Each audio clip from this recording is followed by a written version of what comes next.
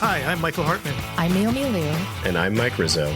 And this is OpsCast, a podcast for marketing ops pros and RevOps pros. Created by the Mo Pros, the #1 community for marketing operations professionals. Tune in to each episode as we chat with real professionals to help elevate you in your marketing operations career. Hello, everyone. Welcome to another episode of OpsCast, brought to you by marketingops.com, powered by the Mo Pros. I am your host, Michael Hartman, flying solo today. We are bringing back a recent guest, Asher Mathew, to kind of pick up on the conversation that we were going to start with when he was last on, but where we went on a little bit of a different direction. So just to recap, Asher is the co-founder and CEO of Partnership Leaders. Partnership Leaders is a private network built to elevate the role of partner teams in their companies. Prior to Partnership Leaders, Asher held senior leadership roles in partnerships and go-to-market, including roles at Demandbase, Avalara, and LeanData. So, Asher, thanks for joining again. Yeah, no, thanks so much. And I'm glad I'm back again in short order. And now that we don't have Mike Rizzo on this podcast, we'll actually be focused on the topic. Sure. Yeah, let's try. Thanks, Mike. Yeah, I made sure he was busy. Made sure he was busy today. I know. It's just for the audience who may not know, and if somebody just listened to this episode, I may not have listened to the other episode. Mike and I have known each other for 4 years, and we're on a WhatsApp chat group, and we chat pretty much all the time. So every time we get on a call or something like that, there's lots to catch up on. But I just felt like the story about just why communities are built and how they're funded, and was just a super important thing to tackle now because communities need their stakeholders, which are customers, to support them so that they can do the good work to elevate all of us. Yeah. So for those who are listening to this and have not listened to the previous episode, I encourage you to go back to it. The reason why we went ahead with the direction that, and this happens occasionally on our conversations, they don't stay on the path that we intended for them. But this one I agree. It was an important conversation for those. I think it was really good, valuable, even for me, who I've known Mike now for a number of years as well, but probably not as on a regular basis like you are. Just understanding the mechanics behind creating a community like the ones you all have done, and some of the considerations you go through about funding or not to get funding, or what kind of strings you put, you're willing to put on those, and which ones you aren't, and all that kind of good stuff. Because just how we make decisions every day. Yeah. I mean, I actually was talking to Mike earlier today, and it was one of the things we talked about was, a little bit about what happens when a community gets an injection of significant capital, right? Yeah. And I think it can be positive or negative. I don't know that there's any one solution, but I think it's how it affects the way it operates, and does it still stand by its, ethos, if you will, of how it wants to operate, how it wants people to participate, and if it keeps that. And so anyway, no, I do think it was a valuable conversation. So, and that's not to discount that at all. But we still want to give Mike a hard time, right? So. Totally. So, truth be told, it's been long enough that, this is the dirty little secret. I don't actually listen to our podcast episodes after they're recorded. It's very hard. My memory is short. I listen to lots of other podcasts in between, but not ours typically. Occasionally I will. But so I'm trying to remember if we covered this at all. We may have gotten into it, but one of the things I remember from our conversation a while back when we were first starting to talk to you was this, the idea of what I think you've called operational debt. And most of our listeners will be familiar with technical debt. Yeah. Coming from a marketing ops or marketing tech background. What do you mean by that? And what do you see as the issues from that? Yeah. So for me, technical debt gets incurred when you get sloppy in engineering and you just create lots of different code that's just lying around in the product. And even if it's marked as don't use it, or it's commented out, so the compiler doesn't compile that code, it's just a bunch of code that's just lying around, right? It can also mean old hardware sitting around or just plugged into the network and it's just never being utilized. And, it's just anything that's on the product side, to me, is that is not maintained, the resources are not maintained, incur technical debt. And for operational debt is the same thing on the people and process side, right? Because if technical debt is on the technology and data side, and we stay true to the people, process, technology, data framework, then operational debt is on the people and process side. And so, to me, what happens is you have older processes that aren't relevant for today's age.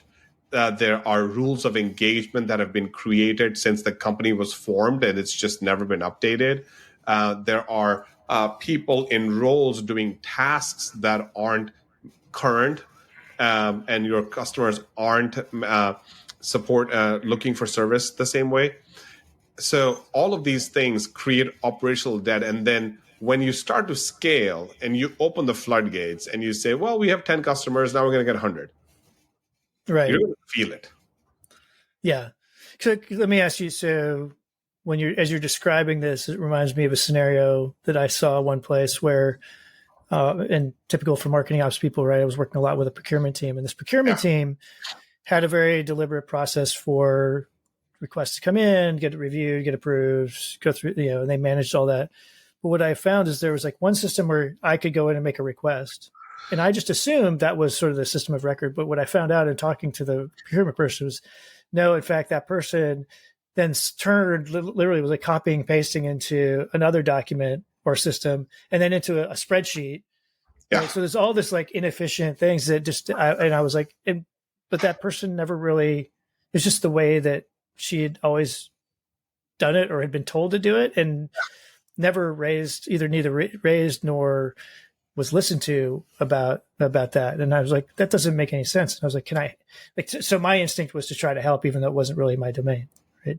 Yeah. Because that's just like, why are we doing it this way? It doesn't make any sense. Totally. And it's just, it's because things are stuck in a way that they work, and then there's still somewhat work, and then you just get sloppy. It's just over time that creates a lot of bad habits. Yeah, so I'm sure I think this is a good thing. So again, marketing ops pros, I'm sure, are familiar with the idea of technical debt, right? Especially if they walk into some place and they have fresh eyes on all this stuff. Yep. But I think there's operational debt. The biggest operational debt challenge I've seen, I think, in marketing ops is typically like approval processes. Yep. And it comes in a couple of flavors, right? The like website content, right? All these content management systems have the ability to have these approval processes and steps. And what I found is that basically that's where things break down, right? Content will be ready, but you have the 2 or 3 levels of approval before things can go out. And I'm like, why do we have that? And usually people just work around it. Like they just approve everything, or they just ignore it and they publish over it anyway. The other one I've seen is approval processes on just in general for like go-to-market activities, and to the point where, there's redo. Well, the biggest one that bothers me, and this is where like roles and responsibilities fit in a little bit, or you could do, racy charts or rapid or like whatever kinds of things you want to do. But what I find is like there's not always a clear person who has the right to approve, but more importantly, there's multiple people who feel like they have veto power. Yeah. And I have you experienced that kind of stuff? Marketing teams, or especially dealing with marketing when every exec thinks that they're the CMO, that's like extremely difficult environment for marketing ops to work in. Like, I mean, I can feel the pain. Like I've been in a couple of teams where everybody thinks they're the CMO, and I'm like, well, that's going to be a problem. Yeah. I mean, to me, all those kinds of things are a sign of a lack of trust. Yeah. That part is true, but I also think that it's more of a lack of rigor. The trust piece I think is great, but then if there's already a set of rules or norms or whatever you may call it established, then they need to be followed, right? And then, but they do need to be updated over time too. Absolutely. No, it's funny that you see like updating your view of things over time or your opinion about things. I don't want to get into politics per se, but I think in politics, people will say they're they flip flop on stuff. Yeah. And younger me would have thought, yeah, that's like, why would you do that? Like, you stick to your principles. And I was like, but older me now has been like, if you get new information, you should challenge your assumptions and beliefs. Totally. And I think that's a good thing. Totally. You know what I mean? Totally. And what's interesting is like we're all like, we have to move from absolute to possibilities in our point of view of life and work. And so, or maybe from absolutes to probabilities, if you want to call it. I just call it possibilities because to me, that's a much better way of like looking at like what is possible and how do we do it better and get there. And so it's hard. It's very hard, but it's needed. And so you do need to create a safe environment to bring people along. And to me, that is one way marketing ops can become strategic, which is you are a leader leading this, let's call it process transformation, if you want to call it that, right? But the change management piece of it is where you need leadership skills. Yeah. No, I mean, the possibilities, the term I like to use is trade-offs. And like I steal from Thomas Sowell, economist, but he's like, there's not, generally speaking, like there's not right or wrong answers in many cases. Yeah. There are multiple answers that each have trade-offs, right? Yeah. And getting to that point, we got started a little bit late here because I was dealing with, logistics with teenagers. And one of the things I see now as a parent of teenagers, I probably didn't see when I was that age, but is that they see those absolutes, right? Yeah. They it's right or wrong or not. And but it's reinforced from school. Sure. Yeah. Everything is like yes or no. But also I think it's important for them to understand just how the basics of life work, right? I mean, my kids are 6 and 8, so I'm living this right now. Obviously your kids are older, so yeah. No, it's definitely like learning how the way the world works. I was just trading messages with my oldest, who is worried that he put the wrong title on his resume for a current job he's got as he's getting ready for, planning for internships the following year. And it was like, I don't remember, associate versus, something else. And I was like, nobody cares. Right. Yeah. So don't sweat that. So it's interesting. So maybe we can go a little bit like you think. So getting like you talked about like this mindset of being strategic is something that like a lot of marketing ops folks talk about. I think you're right, and you're hitting on this like this idea of seeing where this operational debt is affecting our ability to get things done as a team, like not just marketing ops, but the overall is something where I think we could all add a lot of value. And it feels like there needs to be that approach where you're trying to, there was a LinkedIn sort of back and forth earlier this week, even where I chimed in. I was like, I think what I try to do is be consultative, right? I think that's what you need to do, which requires you to understand what the other person's objective is, even if you believe it's unreasonable. And then to break it out, really understand what are they trying to get to, and then work with them to come up with a solution, even if it's not 100% of what they initially asked for, because people are not really great at describing what they want. Yep. Nor should you expect them to know what it takes to deliver the 100%. Yep. And what I found is when either I've done or when I've had teams come back to me who are doing this, well, they'll come back with, what you asked for, the 100%, we can get you 80% for 10% of the cost and effort and reduced risk. Like I'm very willing to make that trade-off. Yeah, totally. In many cases, I may not, right? But I think coming to the table with that rather than what I see a lot of marketing ops folks, people is finger pointing that, oh, they just don't get it. They're dumb. They don't understand. Yeah. And I think that's counterproductive.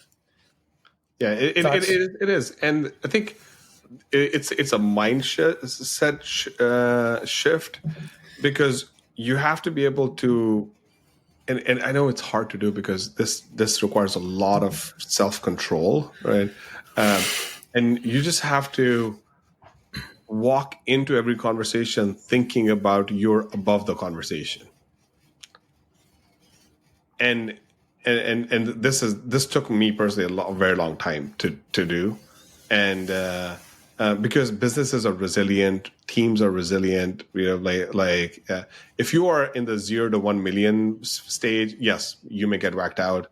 If you are in the 1 to 10 million stage, you make a couple of mistakes, you get a few more mistakes that you can make, you get whacked out. But if you're at that 10 million plus or 50 million plus or 20 million plus revenue level, think one mistake or two mistakes or something gets delayed by 2 days isn't going to knock you out of the game. No. I think that, yeah. And I think there's this difference between what we just talked about, right? Like the quote, right? The right way to do something and every other way. Yeah, totally. Right. And actually, to that note, we used to have a value at Partnership Leaders called speed.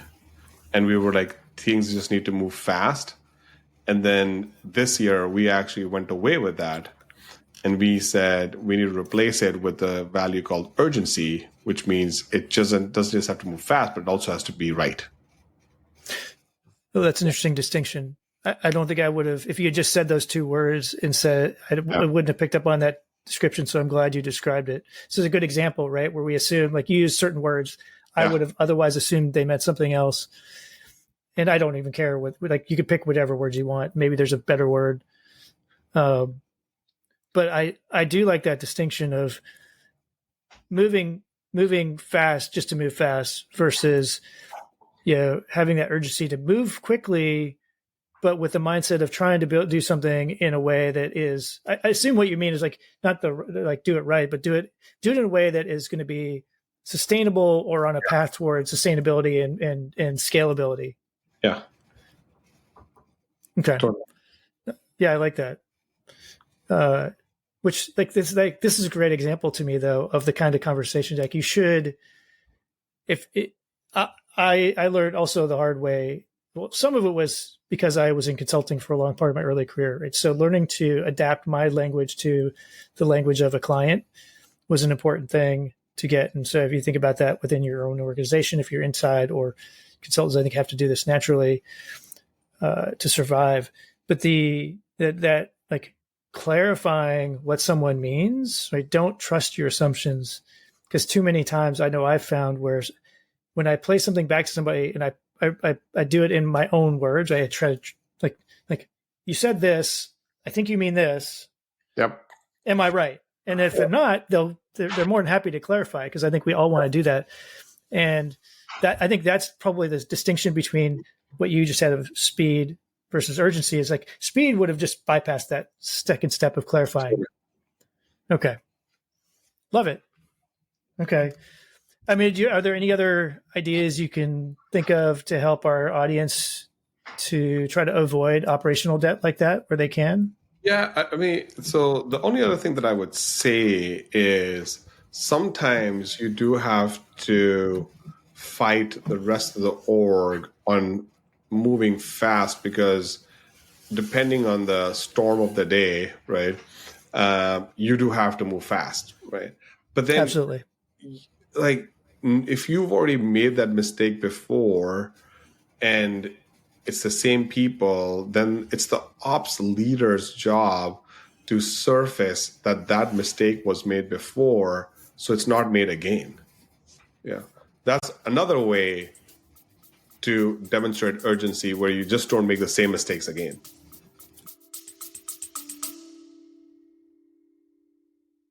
Hey everyone, Mike Rizzo here, CEO of MarketingOps.com and co-host of OpsCast.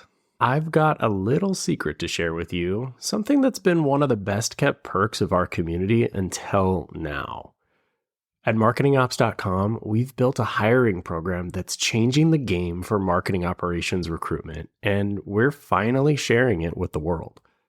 Our community is over 22,000 strong, and within that, we have over 4,400 members who are actively and passively seeking new opportunities. These are seasoned professionals with skills and experience spanning platforms like HubSpot, Pardot, Marketo, and so much more. Plus, we can help you fine-tune your outreach, targeting exactly the right candidates by region, years of experience, seniority level, or even agency experience. But here's the real cherry on top. When you hire through our program, your new team member gets a free membership or a virtual ticket to our annual conference. From day one, they're not just stepping into a new role, they're getting access to the training, networking, and support they need to hit the ground running. So if you're ready to unlock this incredible opportunity, it's time to let this secret out. Visit marketingops.com and find your next star teammate today. Thanks for listening, and as always, keep optimizing. Good point. I agree. So that's a good, because I think a lot of people could have walked away from that first part thinking, well, that just means I'm going to kind of, take what they want me to do, and I may come up with a different solution that's a little bit easier, but still, like, ultimately the goal or what we're doing is not the right thing to do, or the best thing to do, maybe. And so they should still, and that's, I mean, I think the idea is like, do what you can to work with somebody so you build a long-term relationship. But when you have to, I think it helps build the credibility that you're willing to work with someone, because then when you do have to go, we either tried this before and this is what happened, remember? Or you say, I get what you're saying. I really don't think we should do this. And this is why A, B, and C. And you're going to be able to have a better conversation than if you just say no. Yeah, I think too many people, I feel like too many people either just say no or want to just say no. And so that comes, like they don't do it that directly, but it comes through in how it affects the relationship with the rest of those teams. Yeah. Well, so what you're hitting on right now is just a very different, like the art of saying no is also a acquired skill. Yeah. So because the way we are all built as humans, we're all designed to actually say yes. So, and I think there's some studies on this stuff too. But learning how to say no is super powerful. Actually, I have a recommendation for people, as if I can come up with that. For our listeners, he's there actively searching. I'll just say, like, one of the things that I've found as a parent, for those of you who are parents, you'll get this. If you're not a parent, you maybe one day will. But one of the things that's hard to do as a parent, especially with young kids, is to not be constantly saying no, right? Because otherwise, people don't learn. Young people, and so that balance of, like, the other part is it's a little bit of who crying wolf, right? So when you tell them no because it's a safety thing, if you just are always saying no, and it actually is a safety thing, they don't react the same as if you were not doing it all the time. Did I buy you enough time, Asher? Man, I'm still looking for the Farnham Street. There's a newsletter called Farnham Street. Farnham Street. And it's by a gentleman called Shane Farman, I believe. Farnam, Farnham. Yeah. Farnham Okay. Street. I found it. That's a really good newsletter to subscribe to. Okay, this is great. Yeah. All right, we'll put a link in the show notes. I've got this up here now, and as we're getting this in a bit published, I'll put it together. Make sure that gets in there. Yep. Oh, and I see it. It says Brain Food Newsletter. So sounds good. One more thing to read. Okay. Awesome. Okay, so let's shift gears a little bit. This is probably the biggest part of what we didn't get to, I think, last conversation when Mike was here, is this idea of sort of an emerging, or something you're a fan of, called partnership go-to-market motions. We've had a number of people on with what I would call these emerging, sort of newer ideas for go-to-market approaches and why they're out there. But when you talk about partnered go-to-market, maybe first definitionally, like, what does that mean to you? Yeah. Yeah. So partner go-to-market is all it means is you leverage companies or you build a relationship with companies that are serving the same buyer or the same market, right? And who you have a complementary solution with. So it could be a software, it could be a service, but if there's an opportunity to align your resources to serve a mutual customer, that's the premise of a partner go-to-market. Got it. And so, I mean, that sounds like something that I've heard of before, right? Their partner marketing and partner teams. Yep. Yeah. What are some of the trends happening in this space right now that you're seeing? Yeah. So what's really happened in the space is the tooling that was available for partner teams. There was lots of investment that was made 24 months ago, and now we're seeing an explosion in the tooling. And then there's just modern tooling now for all partner functions, whether it's partner payments, partner sales, partner marketing. There's a bunch of new tooling that's out there that allows you to work at scale with partners. And so that's the big trend, right? Now, there's also a reason why there's a lot of talk about partner go-to-market is because when times are tough and you have to grow efficiently, finding other companies that serve the same market and the same buyer in that market makes a lot of sense to align with. Sure. Gotcha. So do you think it's, given that, do you think this is going to be a blip, so to speak, a short-term thing, or is it going to follow the economic cycle? I guess is the longer-term question. Yeah. So what's now happened, interestingly, right? If you think about it, inside the partner go-to-market, there is the different types of partners that you can market and sell with, right? Just like in the direct go-to-market, there is a community motion, right? There is a customer motion. There is a inbound motion, if you want to call it. There is a SDR motion or an outbound motion. Then there's like segments, like you can go to mid-market, SMB, startup, or enterprise, right? So there's all these things, right? Mm-hmm. But in the partner go-to-market, there were two primary motions, referral and resell. Yep. Right? And what's happened over the last 24 months is this motion called co-sell or co-market has become popular. Okay. Right? Because referral means I made a referral to you, Mike. You do whatever you do with it, but you just pay me a referral fee. Right. Right. Got it. Resell means, Mike, you are selling my services as part of your sales process. Right.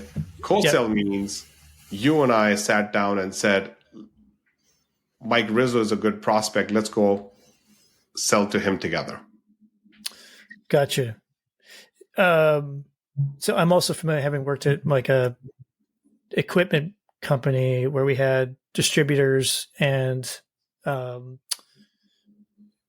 do you call it? Like channel, like other, like they're manufacturers reps basically. Is it like, do you think that's going to evolve too? Or is this more of a trend that's happening in like tech software kind of space? I think you'll see the motion become popular in all industries. Now, what happens in manufacturers and distribution, right? Like manufacturers are building something. Yes. Right. So you will see the co-building motion take place there, where some manufacturers say, look, we are experts in a chip. You are experts in a chassis. Why don't we come up with an agreement to build things together and send it out, right? And you're seeing this right now in, let's say, the best example of co-building is OpenAI and Microsoft, Okay. So my OpenAI is saying, look, I have an application called AI Yep. or ChatGPT, right? Mm-hmm. And I'm going to create this large language model, which is the brains of my product. And Microsoft saying, look, I can't compete with you directly on this because you're just so far ahead. And I also want to compete with the market. So why don't I give you the servers that ChatGPT will run on and the databases where you can store the data that needs to be processed with through your large language model. And now the two of those things, I'll give it to you in exchange for whatever they dealt with, right? And that's an example of co-building. So co-building is also a part of a partner go-to-market. Okay. Then So there's almost like co-building on products or services. Yeah. Okay. Yeah. So then co-serving is also a motion, right? Where you have a service, and when your service stops, if I have a service that helps continue, then we should be co-selling and also co-serving. Yeah, makes sense. Right. So the co-building is it feels like it's a lighter version of, say, a joint venture where you don't have the maybe as deep of a, like you're not actually setting up a separate entity and all that. Okay. And a joint venture is one way of how co-building manifests itself. Sure. Okay. Right. But the motions are co-building, co-selling, co-marketing, and co-serving. That makes sense. Yeah. So okay. Technically, it's, if you were to augment the direct motion, you would get the partner go-to-market motion. Yeah, that makes sense. Yeah, and so you're saying are you saying that there's been sort of a shift to, maybe not a shift over to partner go-to-market approaches, but maybe a larger allocation of that from the overall go-to-market budgets from the traditional direct channels? Yeah. Okay. And you feel like that's going to continue, just like regardless of what happens as the economy goes? I mean, predicting the future is a fool's game, but I'm going to put you in the spot anyway.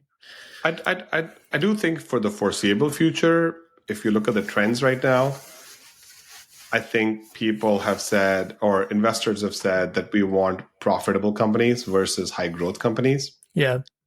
And in that world, headcount comes down.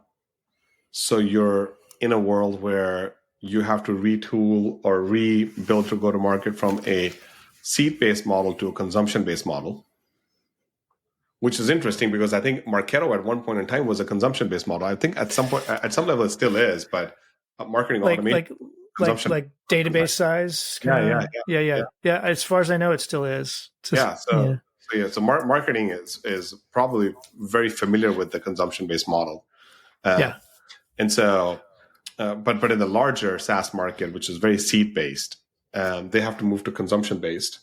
And so once they move to that go-to-market model, then moving back to seat-based is going to take some time. So I think some people may just not move at all. But the other big thing is where is budget coming from, right? Mm-hmm. And budget is now coming from the CIO's office because they are signing all these large agreements for cloud services with Microsoft, AWS, and Google Cloud. Right. And all of those companies are saying, hey, if you want to buy business applications, you can buy them on our marketplace and utilize the same dollars that are parked inside of this cloud service agreement. And so that's where the budget is coming from. That whole cloud service agreement is a consumption model. Yes. So buying seats on a consumption model doesn't really make sense.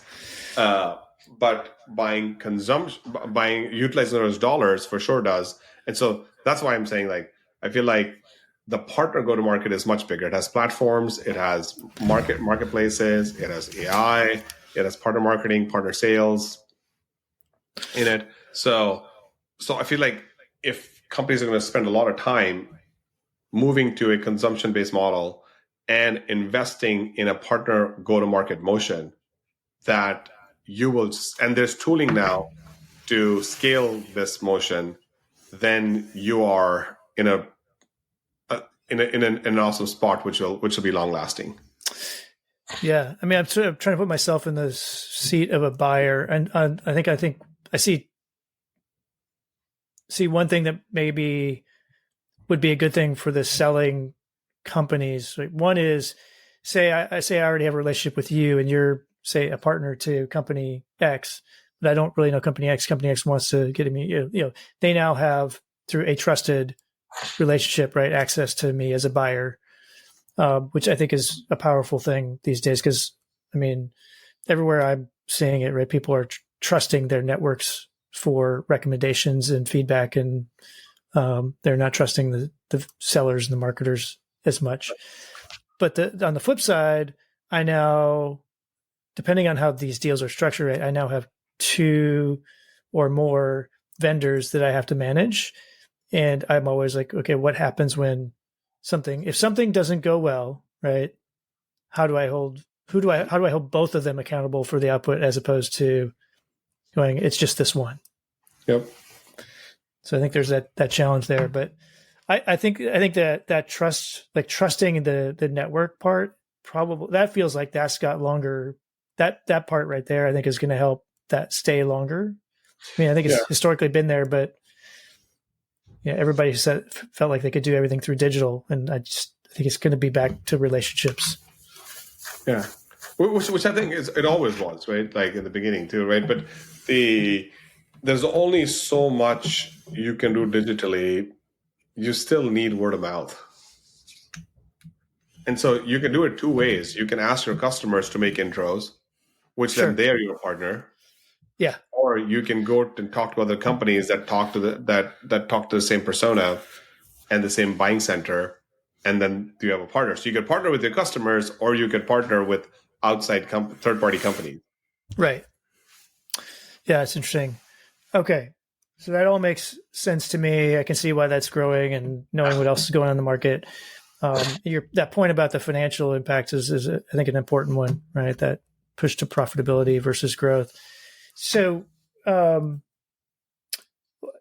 our audience, who are then going to be asked to help with the plumbing and the operational components of like enabling this kind of approach, what are some of the things that they should be thinking about if their organization is talking about growing that way, or if they want to actually, again, kind of from a strategic standpoint, make a suggestion of like, we could enable that a partner approach, and here's how we would do it? Yeah. So if you have marketing operations and they want to participate in the partner go-to-market, I think the best part is to figure out how to get partner marketing done, right? But also know that the partner marketer is such a lonely role that they are trying to get support from the larger marketing group, but the larger marketing group doesn't fully understand their goals. And so that partner marketer has to figure out how to do the strategy and execution of those partner marketing efforts themselves.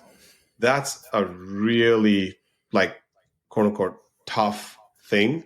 So I would say that if I could make a call out and encouragement to the marketing ops leaders listening to this podcast, is lean into your partner marketer on your team and help enable them to work better and faster with you.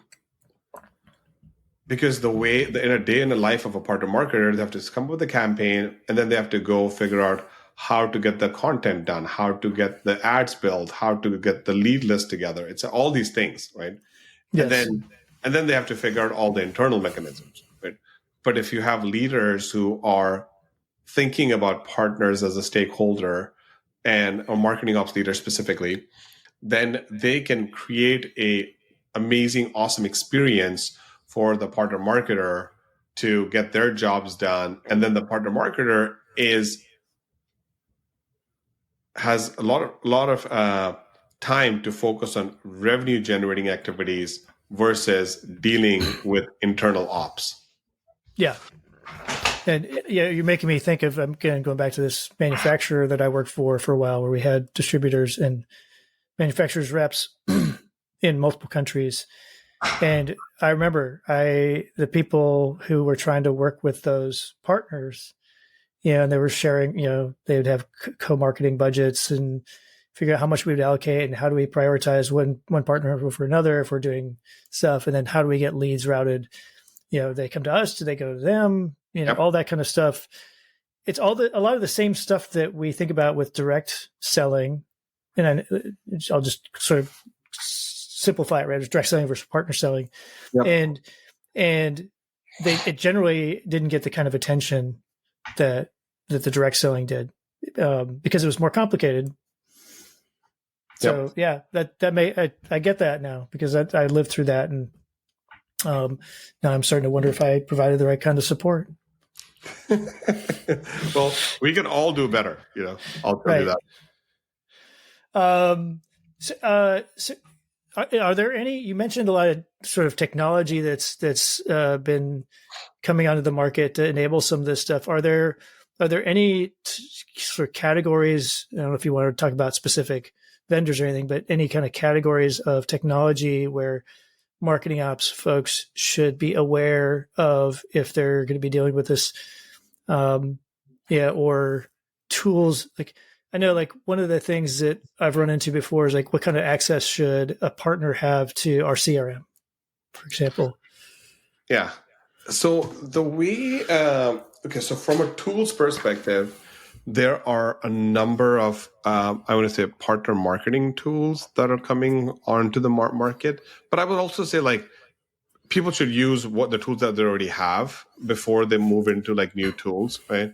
But what I would say is marketers need to have lists, right? Lists of accounts and lists of contacts. And there are a number of new tools in the marketplace that help with creating partner lists much, much faster than before.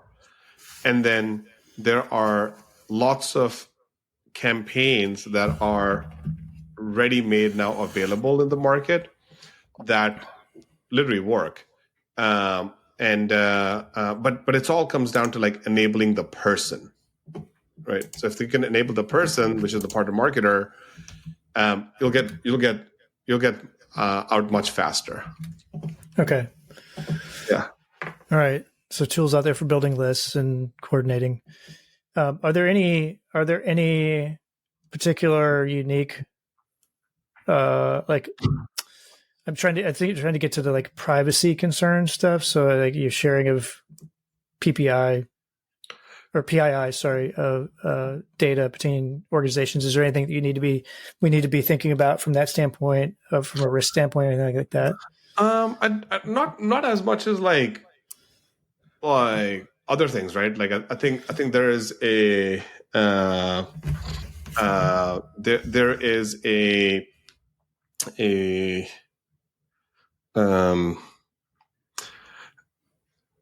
for marketing ops leaders, third-party data is actually way more dangerous, right? I would say, than second-party data, which is the partner data, right? Okay. And so, because third-party data, you really have no permission to do anything with technically today, right? Right.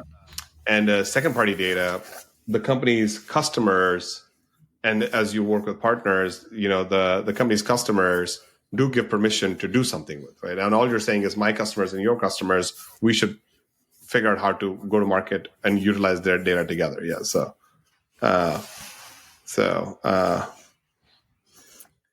there's some unique considerations there, but it's really, like, I think what I'm hearing you say is it's not necessarily all that much different than when we're doing stuff directly with prospects or customers.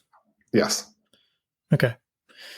Sounds good. So we've covered a lot of ground, and somehow I thought this would be a short call, and we've already, given that we had already talked, but feels like there's a whole lot more that we might have missed. Is there anything else before we finish up that we haven't covered yet that, from a partner go-to-market standpoint that we... Yeah, I would make an encouragement to the listeners to say hey, go explore partner go-to-market, because it's not something that's scary, right? Sometimes there's a thing called the planning tax that comes into play, but if you have a awesome partner marketer on team, if you can free up their time from all the internal processes, then they'll be more effective externally and help you get to your goals. Good point. That's great. Any suggestions on other than existing, if you have a partner marketer, obviously that's a good resource. Are there any other resources you can suggest for people to learn about if they don't have a partner marketing program? You can totally just come to partnershipleaders.com, and our blog is full of partner marketing resources. Fantastic. All right. Well, that leads us right into my last bit, which is if folks want to, take that deeper dive, or maybe even reach out to you or learn more about what you're doing or what you're talking about, it's the best place for them to do it. Yeah. You can go to our website and just apply to become a member, or you can drop me an email at Asher, ASHER, @partnershipleaders.com, and I can help guide you. And but the thing that you definitely should do is follow us on LinkedIn, because there's a Partnership Leaders company page that we created. Follow us on that, and we utilize that as a notification channel a lot. Terrific. There you go. Awesome. Asher, I'm glad we got to do this again. I was worried we wouldn't be able to do it for a while, so some things came together. So I appreciate you doing this. And thanks to everyone else. I'm sure Mike and or Naomi will both be here soon on one of these episodes. So thanks again for all the input and support from everybody, and ideas and suggestions for topics and or guests. And as always, if you have a topic you want to suggest or a guest that you want to suggest, including yourself, feel free to reach out to us through marketingops.com or through the Slack channel or even on LinkedIn. Until next time, everybody. Bye now. See you guys.